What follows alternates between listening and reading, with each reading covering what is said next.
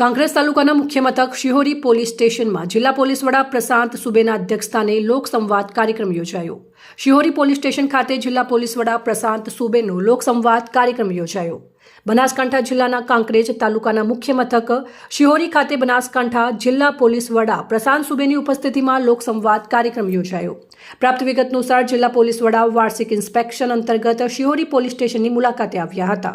આ દરમિયાન તેમણે કંબોઈ ગામના આઉટ પોલીસ સ્ટેશનની કામગીરીનું નિરીક્ષણ કરી જરૂરી માર્ગદર્શન અને સલાહ સૂચનો આપ્યા હતા। ત્યારબાદ શિહોરી પોલીસ સ્ટેશન ખાતે યોજાયેલા લોકસંવાદ કાર્યક્રમમાં નાયબ પોલીસ અધિક્ષક Deesa CL Solanki, PI BN Sagar, PSI Harshad Thakar સહિત પોલીસ સ્ટાફના અધિકારીઓ ઉપસ્થિત રહ્યા હતા।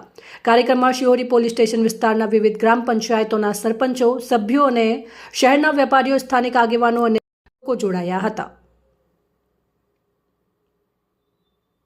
લોકસંવાદ દરમિયાન નાગરિકોએ કંબોઈ ચોકડી ખાતે સર્જાતી ટ્રાફિક સમસ્યા અને શિહોરી બજારમાં માલ સામાન લાવતા વાહનો માટે નિશ્ચિત સમય દરમિયાન વાહનો બજારમાં માલ સામાન લઈને આવે તે જરૂરી હોય છે, જેથી કરીને ટ્રાફિક સમસ્યા ઊભી થાય છે। લોકસંવાદ દરમિયાન ઉપસ્થિત નાગરિકોએ કંબોઈ ચોકડી ખાતે સર્જાતી ટ્રાફિક સમસ્યા અને શિહોરી બજારમાં માલ સામાન લાવતી વાહન વ્યવહાર વ્યવસ્થા અંગે પ્રશ્નો રજૂ કર્યા હતા।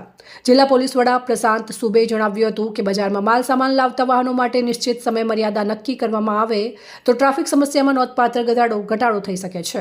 તેમણે ટ્રાફિક નિયમોનું પાલન કરવા વેપારીઓ અને વાહન ચાલકોને સહકાર આપવા અપીલ કરી હતી। કાર્યક્રમ દરમિયાન જિલ્લા પોલીસ વડાએ સાયબર ક્રાઇમ અંગે લોકોને જાગૃત કરતા જણાવ્યું હતું કે કોઈ અજાણી વ્યક્તિને મોબાઈલ ફોનનો ઓટીપી, બેન્કિંગ વિગત અથવા વ્યક્તિગત માહિતી આપવી નહીં। જો કોઈ વ્યક્તિ સાયબર ફ્રોડનો ભોગ બને તો તાત્કાલિક નજીકના પોલીસ સ્ટેશન અથવા સાયબર હેલ્પલાઇનનો સંપર્ક કરવા જણાવ્યું હતું। આ ઉપરાંત તેમણે ટુ વ્હીલર ચાલકોને ફરજિયાત હેલ્મેટ પહેરવા, ટ્રાફિક નિયમોનું કડક પાલન કરવા અને માર્ગ સુરક્ષા અંગે સજાગ રહેવા અપીલ કરી હતી। લોકસંવાદ કાર્યક્રમમાં પોલીસ અને જનતા વચ્ચે સીધો સંવાદ થતા વિવિધ પ્રશ્નો અને સૂચનો અંગે ચર્ચા કરવામાં આવી હતી।